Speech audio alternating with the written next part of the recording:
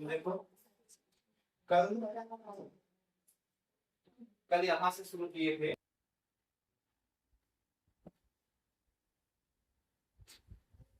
सौरमंडल की संरचना के बारे में पढ़ लिए, सौरमंडल में क्या क्या चीजें थी, कितने ग्रह थे, उपग्रह कितने थे, इन सब के बारे में हमने देख लिया।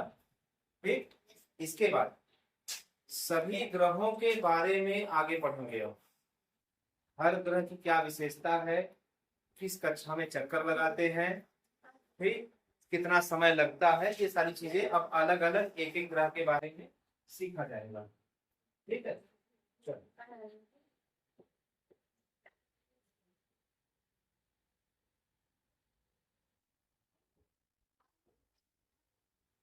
ये देख दिया गया था बुध के बारे में। पृथ्वी तक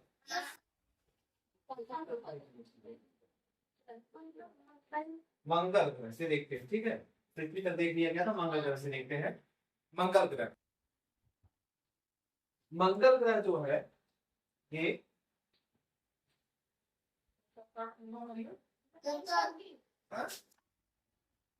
नहीं है, क्यों उनको भगा दिए?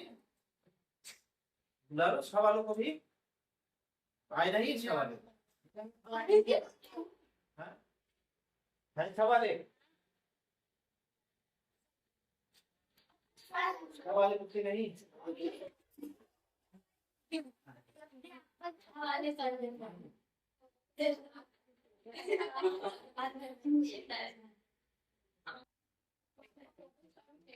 तो देखो मंगल ग्रह,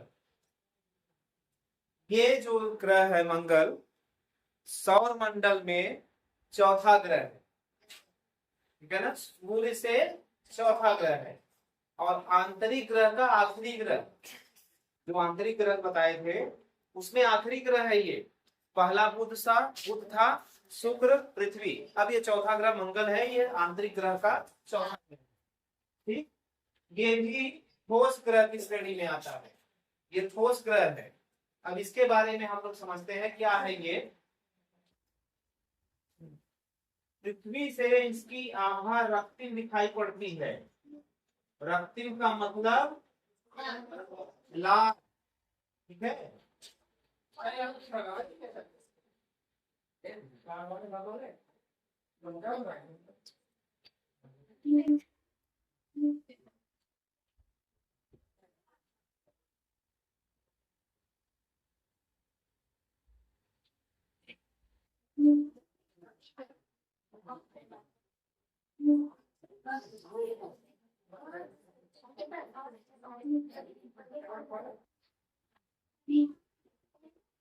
ठीक, सुनो,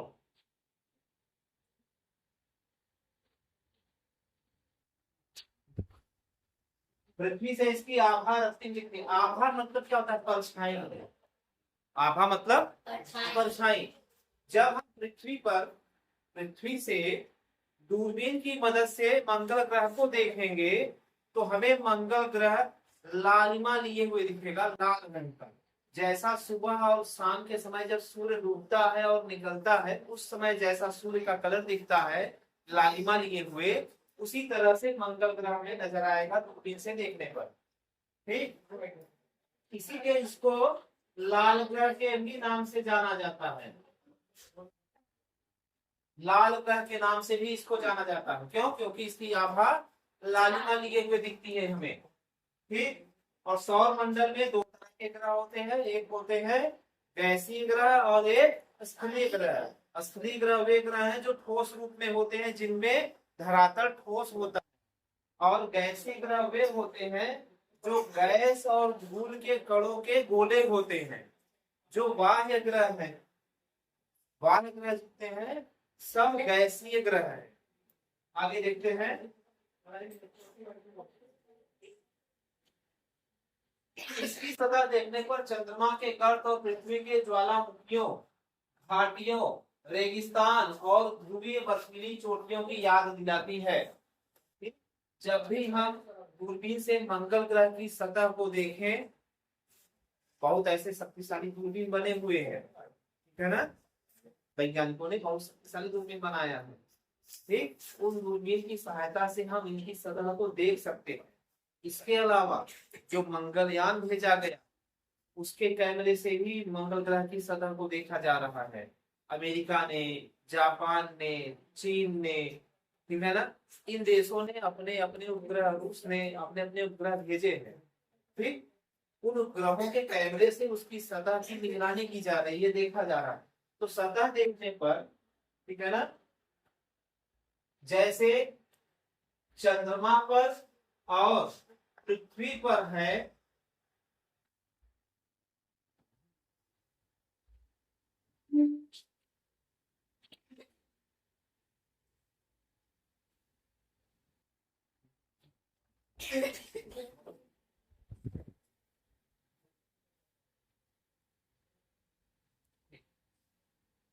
पृथ्वी के ज्वालामुखी, जैसे हमारी पृथ्वी पर, जैसे पृथ्वी की सतह पर ज्वालामुखी है, रेगिस्तानी क्षेत्र है, पहाड़ है, घाटियां हैं। घाटियां मतलब जो पहाड़, जब दो पहाड़ों का नीचे वाला हिस्सा मिलता है उस हिस्से को घाटी कहा जाता है। ऐसे जैसे पहाड़ होते हैं ना, इस तरह से हमारे पहाड़ होते हैं, ये पहाड़ है जमीन पर, ये जो हिस्सा कहा जाता है ये घाटी कहा जाता है। तो पहाड़ और घाटियां जिस तरह से हैं पृथ्वी पर, उसी तरह से मंगल ग्रह पर भी धरातल ऊंचा नीचा है, कहीं कहीं रेगिस्तान है, कहीं ज्वालामुखी के अवशेष हैं। ठीक, कहने का मतलब मंगल का धरातल पृथ्वी के धरातल से काफी मिलता जुलता है। इसके पहले हमने ये भी देखा था कि मंगल ग्रह का तापमान पृथ्वी ग्रह के तापमान के लगभग बराबर है। तो दो चीजें देख लीजिए कि दो ऐसी चीजें हैं जो पृथ्वी के समानांतर हैं, पृथ्वी के समान है।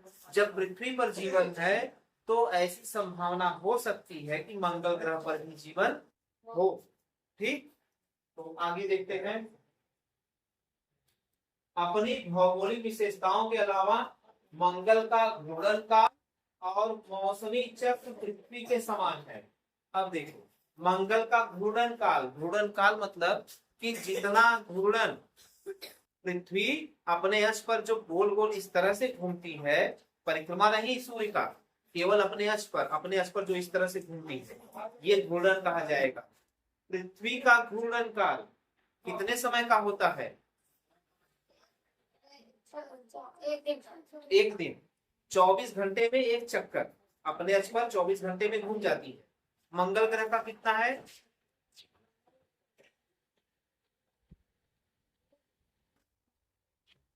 देखो, दिखेगा कल?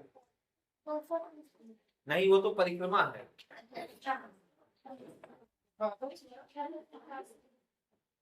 कितना?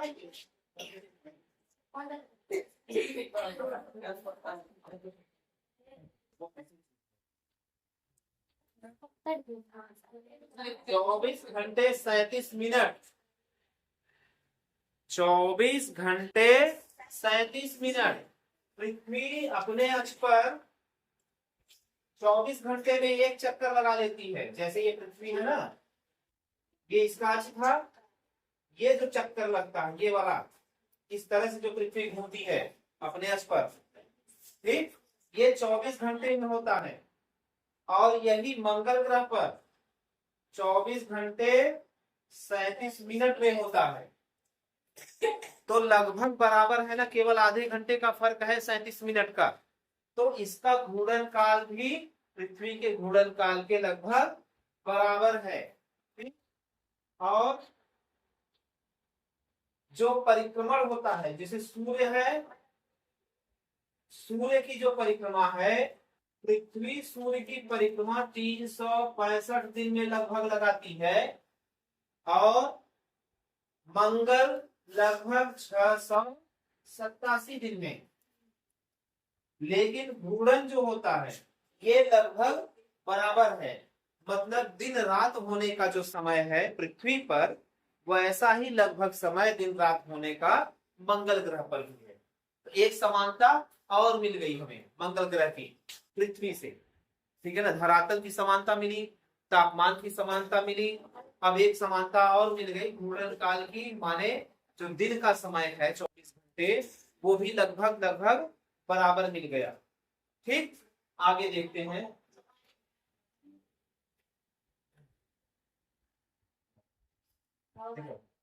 1965 में मेरियन 4 एक अंतरिक्ष यान है। ठीक, वह मंगल ग्रह की पहली उड़ान से पहले तक, इसके पहले जब ये मंगल ग्रह पर नहीं पहुंचा था 1965 में, उसके पहले यह माना जाता था कि ग्रह की सतह पर तरल अवस्था में जल हो सकता है। दूरबीन से जो खगोल शास्त्री लोग देखते हैं वो अनुमान लगाते थे कि मंगल ग्रह की सतह पर पानी हो सकता है। इन्हीं संभावनाओं की खोज करने के लिए कि क्या सच में पानी हो सकता है, मेरियन 4 को 1965 में छोड़ा गया, मंगल ग्रह की सतह को देखने के लिए, जांचने के लिए कि क्या वहां पर पानी है। ठीक, आगे देखो। यह हल्के और गहरे रंग के धब्बों की आवर्तिक सूचनाओं पर आधारित था। ध्रुवीय अक्षांशों जो लंबे होने पर समुद्र और महाद्वीपों की तरह दिखते हैं। देखो, ये जो अनुमान था, ये जो अनुमान था कि मंगल ग्रह पर पानी हो सकता है, ये खगोल शास्त्रियों द्वारा दूरबीन से देखा गया अनुमान था। उन्होंने अनुमान कैसे लगाया, जैसे मान लो ये हमारा मंगल ग्रह है। ठीक, दूरबीन से देखा उन्होंने ध्रुवों की तरफ। ध्रुव कौन से, ये वाला हिस्सा जो होता है ये दक्षिणी ध्रुव कहा जाता है। ठीक है, और इधर उत्तरी ध्रुव होता है। तो जो ध्रुवों वाला हिस्सा है, इन ध्रुवों वाले हिस्सों में उन्होंने नीले, ठीक है ना, हल्के और गहरे रंग के धब्बों, कुछ पट्टियां देखी इस तरह से, ध्रुवों पर कुछ पट्टियां इस तरह से उन्होंने देखी। इन पट्टियों का रंग जो था गहरा या हल्का नीला था। ठीक, और जैसे पृथ्वी पर अगर ऊपर से आसमान से देखो या जहाज से उड़ते हुए देखो तो धरती भी नीले रंग की दिखती। क्यों, क्योंकि आसमान के नीले रंग का परावर्तन जब पानी से होता है समुद्र के तो नीला नजर आता है। इसी समानता को देख करके वो शास्त्रियों ने ये अनुमान लगाया, ये जो नीली नीली पट्टियां इसके ध्रुवों पर दिख रही हैं, उत्तरी और दक्षिणी ध्रुवों पर, ये हो सकता है कि नदियां या पानी का कोई स्रोत हो।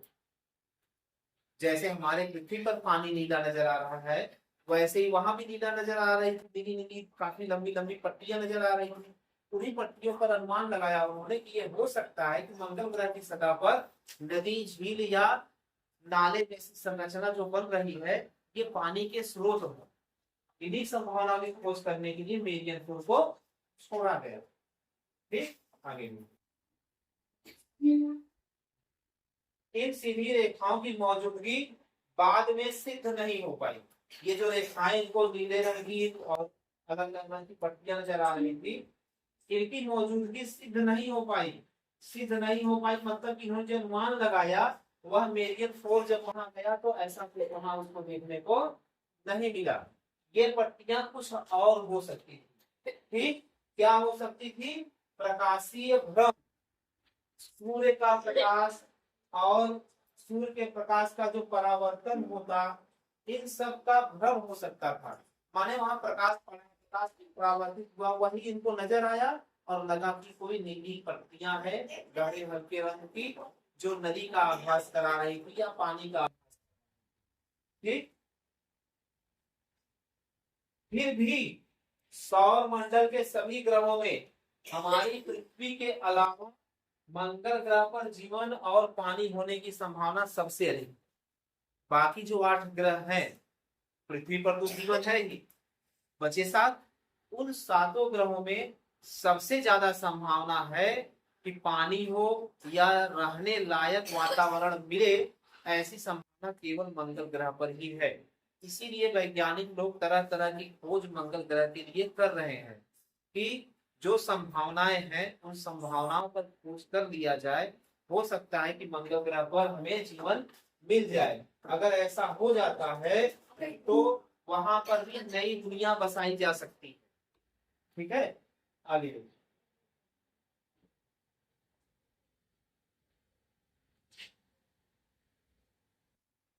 मंगल के बाद आता है बृहस्पति।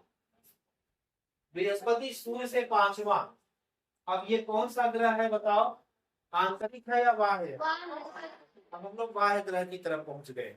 आंतरिक ग्रह और बाह्य ग्रहों के बीच में कुछ है, कोई बंटवारा है? कैसे हम जानते हैं कि आंतरिक है कि बाह्य है? एस्टेरॉयड बेल्ट है। एस्टेरॉयड बेल्ट है जिसमें धूमकेतु होते हैं। ठीक, धूमकेतु चट्टानों के, गैसों के या बर्फ के बड़े बड़े गोले होते हैं। ठीक, वो तैरते रहते हैं, वैसे ही चक्कर लगाते हैं जैसे बाकी ग्रह चक्कर लगा रहे हैं।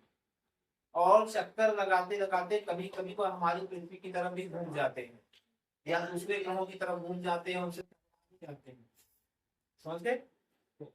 एस्टेरॉयड बेल्ट अलग करता है। अब आगे देखते हैं। बृहस्पति सूर्य से पांचवा और हमारे सौरमंडल का सबसे बड़ा ग्रह है। आकार में अगर देखा जाए तो सबसे बड़ा ग्रह है, और दूरी के हिसाब से अगर देखा जाए तो पांचवें नंबर का ग्रह है। ठीक, ये देखो क्या करें इसको, गैस दानव। गैस दानव क्यों? पूरा का पूरा ये गैसों से ही बना हुआ है, धूल और गैसों का पूरा गोला है। ठीक, और सबसे बड़ा है आकार में, इसलिए इसको गैस दानव कह रहे हैं। इसका जो द्रव्यमान है ये सूर्य के 1000वें भाग के बराबर है। सूर्य के 1000वें भाग के बराबर है। ठीक है ना? अगर सूर्य का वजन तुम अगर 1 किलो मानो, अगर सूर्य का वजन 1 किलो मान करके चलते हो, तो बृहस्पति का वजन 1 ग्राम होगा। 1000वां भाग होगा ना 1 ग्राम। 1 किलोग्राम का 1000वां भाग क्या? 1 ग्राम होगा। ठीक,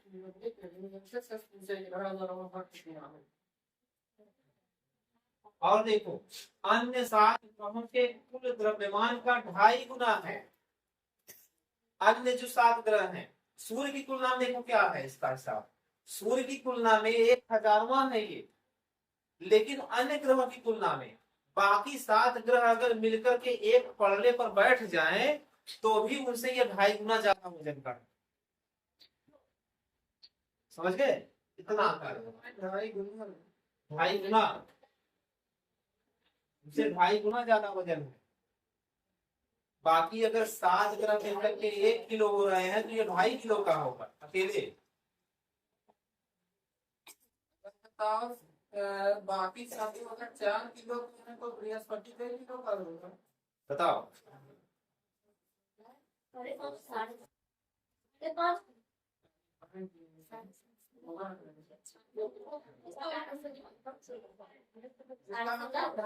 समझ में नहीं, मतलब 2.5 का गुना करो ना। 2.5 क्या होगा? 4 2.5 10।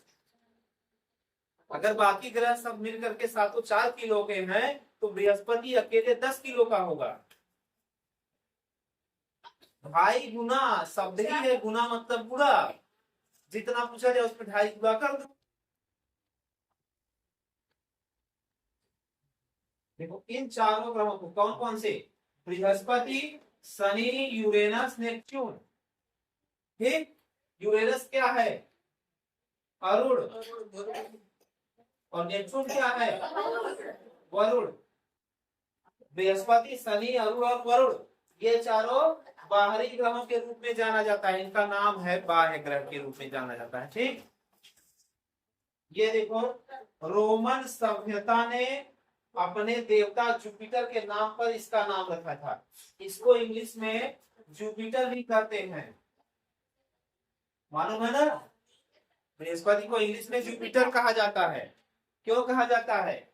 जैसे हम लोगों की सभ्यता है, हम लोगों की सभ्यता है, मतलब सभ्यता मतलब हम लोगों का धर्म, रहन सहन। ठीक, ऐसे ही मिस्र देश के निवासी है, उनको रोमन सभ्यता के लोगों को कहा जाता है। उनका नाम है रोमन सभ्यता के लोग। वो अपने देवता को जुपिटर कहते थे, उसी के नाम पर इस ग्रह का नाम रखा गया है जुपिटर। ठीक है ना? तो जुपिटर कौन है? जुपिटर रोमन सभ्यता के देवता हैं, उन्हीं के नाम पर इस ग्रह का नाम जुपिटर रखा गया, और हम लोग हिंदी में इसे बृहस्पति कहते हैं। ठीक है ना। चल आगे देखो। बृहस्पति कौन थे मालूम है?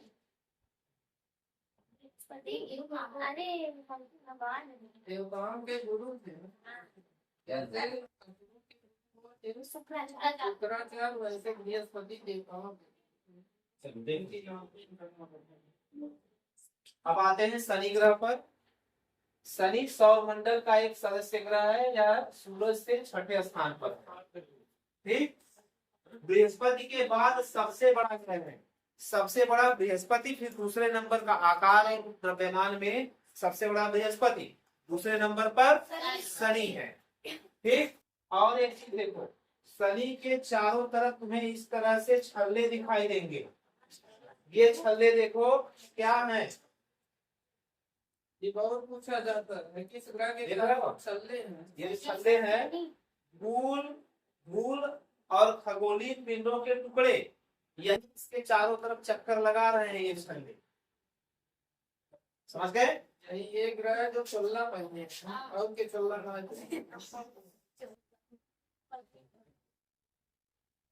और देखो शनि के 60 उपग्रह हैं। कितने? 60 उपग्रह हैं शनि के, जिनमें टाइटन सबसे बड़ा है। जैसे पृथ्वी के उपग्रह का नाम चंद्रमा है, ऐसे ही शनि के भी 60 उपग्रह हैं, सबका नाम अलग अलग है। उनमें से टाइटन उपग्रह जो है वह सबसे बड़ा है। ठीक, और क्या बात है, जो टाइटन उपग्रह है ये बृहस्पति के उपग्रह की गिनीमेड के बाद दूसरा एक उपग्रह है बृहस्पति ग्रह का। बृहस्पति जो ग्रह है इसका उपग्रह है गिनीमेड। ठीक, ये सबसे बड़ा उपग्रह है।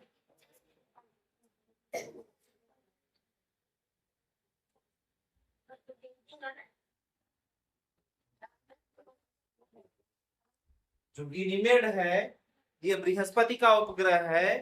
ये पूरे सौर मंडल में जितने भी उपग्रह हैं, पृथ्वी के, शनि के, बृहस्पति के, सबके जो उपग्रह है मिलाकर के हमने देखा था 166 उपग्रह हैं।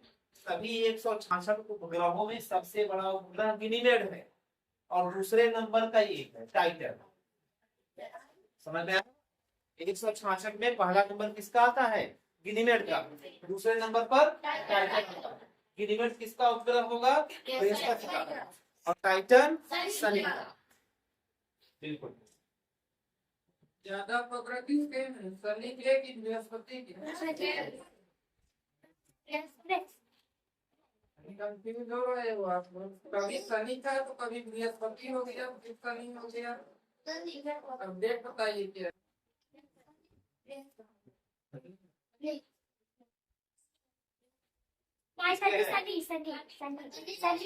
शनि तो पहले भी था, बीच में एक बार आप लोग बृहस्पति करने लगे, किताब में दे दिया। चलो देखो, शनि ग्रह की जो खोज है ये प्राचीन काल में ही, कब? 1610 ईस्वी में ही हो गई थी। किसने खोजा था? गैलीलियो गैलीली ने दूरबीन की सहायता से खोजा था। ठीक, हाँ। और शनि ग्रह की जो रचना है, शनि ग्रह बना कैसे है? इसमें 75% हाइड्रोजन। हाइड्रोजन क्या है? गैस है या ठोस है? गैस है। और 25% हीलियम। ठीक, जल, मीथेन, अमोनिया और पत्थर यहाँ बहुत कम मात्रा में पाए जाते हैं। ये समझो, 75% हाइड्रोजन है, 25% हीलियम है, 100% तो पूरा यही हो गया। तो जल, अमोनिया और जो बाकी है पत्थर वगैरह, ये बहुत कम मात्रा में है। ठीक, सौर मंडल में 4 ग्रहों को गैस दानव कहा जाता है, क्योंकि इनमें मिट्टी पत्थर की बजाय अधिकतर गैस है और इनका आकार बहुत ही विशाल है। शनि इनमें से एक है। बाकी 3 कौन है? बृहस्पति, अरुण और वरुण। जो बाह्य ग्रह हैं चारों, वो गैसीय ग्रह हैं और सभी को गैस दानव कहा जाता है। उन गैस दानों में सबसे बड़ा गैस दानव बृहस्पति। चारों गैस दानव है, लेकिन सबसे बड़ा गैस दानव बृहस्पति। ठीक,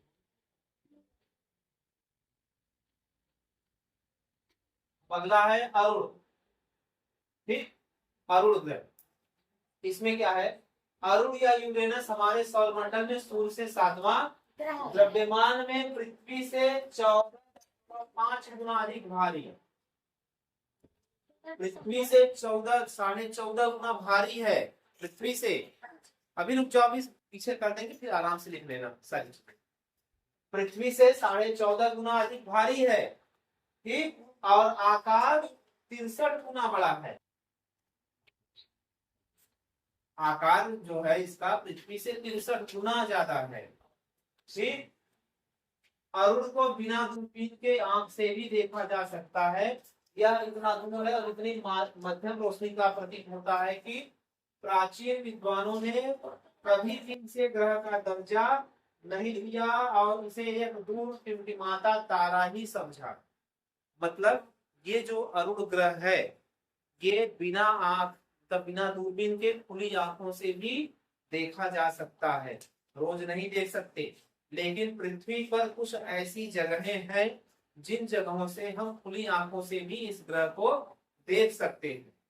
ठीक, कुछ विशेष मौसम, वातावरण और कुछ विशेष स्थान वहीं से, ये नहीं कि अपने घर की छत पर चढ़ जाओ देख लोगे। वो स्थान निश्चित है, समय निश्चित है कि उस समय और उस स्थान पर अगर आप रहेंगे तो आप इसको खुली आंखों से भी देख सकते हैं। ठीक, इसी वजह से जो प्राचीन विद्वान थे, इन्होंने इस ग्रह को एक तारा समझा था कि ये एक तारा है, ग्रह नहीं है, ये एक तारा है। लेकिन बाद में धीरे धीरे जब जानकारी और बढ़ी तब इसे ग्रह समझा गया। ठीक, तारा और ग्रह में क्या अंतर है? ग्रह और तारे में क्या अंतर है? खड़े होके बोलो, जिसको भी बोलना है। बताओ कैसे समझोगे कि ग्रह और तारे में क्या अंतर है? वो बनाएंगे कैसे? अभी पहले दिन बताए थे, आज भी चलो बता देते हैं। तो क्या है? वो तारा है। अब बताइए तारा और ग्रह में क्या अंतर है? अपना प्रकाश होता है, इसमें नहीं जाता। ग्रह और तारा में अंतर क्या है? जो ग्रह होते हैं, ग्रह जो होते हैं, इनमें खुद का प्रकाश नहीं होता है, ये खुद रोशनी नहीं देते हैं। ठीक, और जो तारे होते हैं वो उनके पास खुद की रोशनी होती है, खुद जलते हैं, खुद रोशनी देते हैं। यही अंतर है ग्रह और तारे में। रोशनी देता है तब तारा कहा जाता है। समझ गए ना? तो सूर्य रोशनी देता है इसलिए तारा कहा जाता है। चंद्रमा भी रोशनी देता है लेकिन वो तारा नहीं है, वो सूर्य के प्रकाश से प्रकाशित होता है। समझ गए ना? ठीक, चलो 13 मार्च 1781, 13 मार्च सन 1781 में विलियम हर्शल,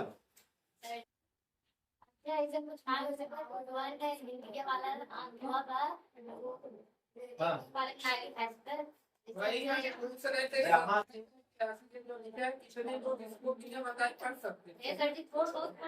ये क्या कौन सा नंबर है? कौन सी लिपि है ये? लिपि बोल जाएगी, कौन सी लिपि का है? देवनागरी लिपि है ना? ठीक, देखो 1781 13 मार्च, विलियम हर्शल खगोल शास्त्री थे। उन्होंने दूरबीन की सहायता से इस ग्रह की खोज करी। इसके पहले इसको क्या समझा जाता था? तारा समझा जाता था।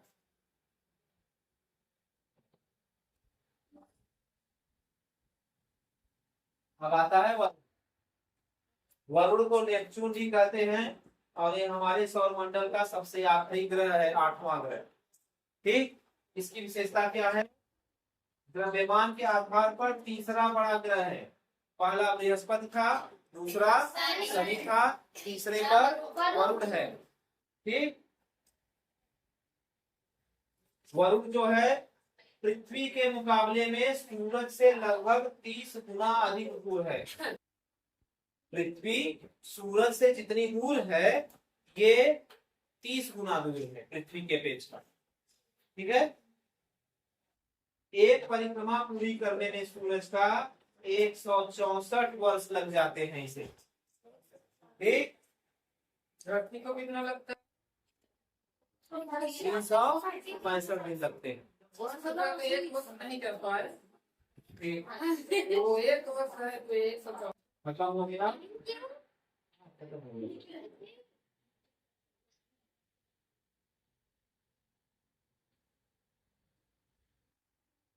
लिखना है तो लिखो,